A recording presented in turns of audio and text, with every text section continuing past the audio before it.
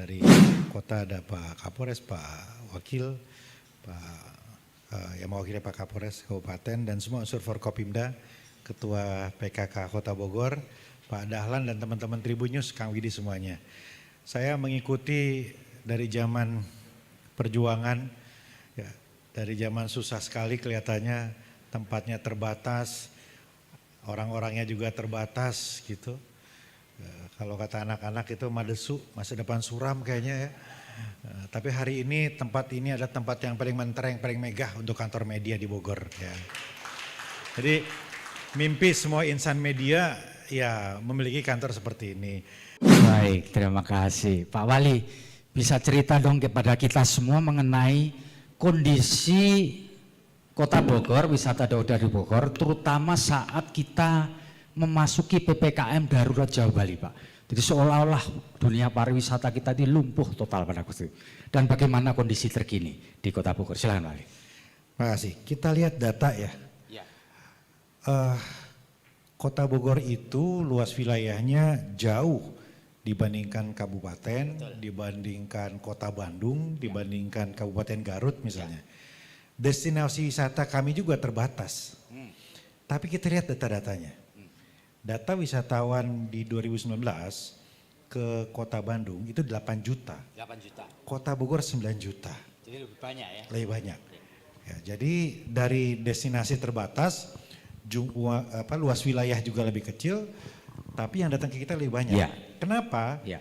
Karena kami beruntung diapit oleh kabupaten, ya kita kan seperti telur ceplok. Ya, betul. Atau seperti kota Vatikan dikelilingi Roma. Oleh Roma gitu. ya. Dan Jakarta dan sekitarnya. Ya. Jadi nggak usah pusing-pusing seperti Banyuwangi yang berpikir keras gimana mendatangkan orang gitu ya. Yang tadinya kota santet kemudian dirubah image-nya menjadi kota festival seni dan sebagainya. Akhirnya ada direct flight dan sebagainya. Nah kami ini persoalannya bukan kepada mendatangkan wisatawan. Tapi bagaimana menciptakan destinasi dan kemudian juga membuat wisatawan nyaman kan gitu. Nah data menunjukkan sekali lagi 2019 kita 9 juta, 2020 drop. Ya, dropnya waktu pandemi ya, pandemi per Maret 2020. Ya, itu sekitar 3 juta. Jadi dari 9 turun ke 3, jadi 6 juta hilang. Kemudian 2021 naik lagi 5 juta. Jadi sudah mulai rebound. Dan 3 bulan terakhir, Oktober, November, Desember sudah mulai normal. Gitu kira-kira Pak Yuno ya, Pak Yuno pasti data-datanya lebih valid dan lebih lengkap lagi gitu. Nah, tapi di masa pandemi ini kita melihat justru ada peluang untuk memaksimalkan wisatawan yang kemudian objek wisata yang kemudian diminati. Nah ini contoh-contohnya ini. Jadi wisata alam. Jadi kita dorong di Mulia Harja, di Ciarasas, ada di Sukarasmi, di mana-mana gitu ya. Nah ini kita integrasikan dengan kampung tematik. Saya sering bilang ke teman-teman, Ibu Bupati ini beruntung banget.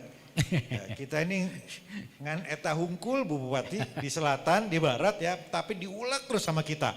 Sampai Yuno ngobrol lagi ini diapain ya gitu. Ini aja kita udah, Pak Atep mana tadi Pak Atep ya? Ya Pak Atep yang datang ke sini berapa kemarin anak-anak di situ untung berapa tuh? Ya.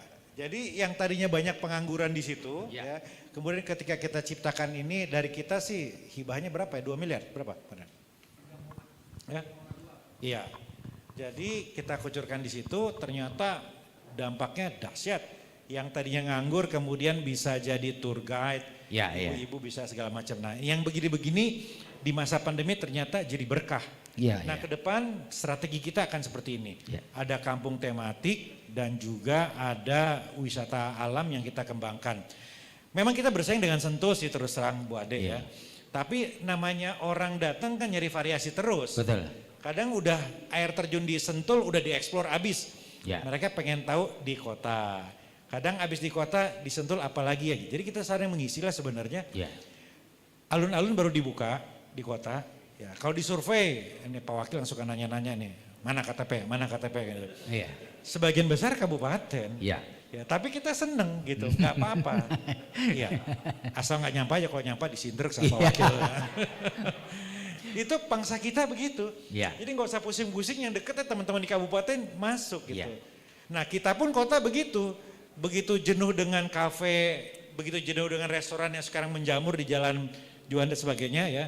Kecuali Holy Wing nggak boleh gitu. Nah, itu kita kan larinya ke Sentul, ke kabupaten gitu. Ya, Jadi enak nih kota dan kabupaten ini kalau kita garap bersama-sama, tinggal sekarang gimana kita nyambungin aja, mengintegrasikan sarana prasarana terutama transportasinya. Pak Wali, ini kan lagi enak-enaknya kita agak menurun, muncul Omikron. Ini alert nggak buat dunia pariwisata di Kota Bogor? Karena kan ada berita terakhir ada satu orang yang warga kota. Gimana? Saya terima kasih kepada Pak Kapolres Pak Dandim ya. Karena TNI Polri itu dengan gencarnya itu soal prokes membuat wisatawan juga nyaman dan aman gitu. Ya kalau ke Bogor prokesnya kenceng kok. Ya, bisa dipaksa vaksin oleh Pak Kapolres dan jajaran. Sekarang tingkat vaksinasi kita berapa persen? 101% untuk vaksin. Terima kasih kepada Pak Kapolres. Iya. Vaksin 100%. Itu dosis 1, dosis 2 70%. Yang anak-anak sudah 91 ya? Ya, anak-anak. Jadi 91. Herd immunity sudah muncul ya berarti? Kelihatannya begitu. Sampai hari ini belum ada tanda-tanda Omikron. Ya. Yang sakit di Kota Bogor tinggal berapa? 6 orang. 6 orang ya Bu.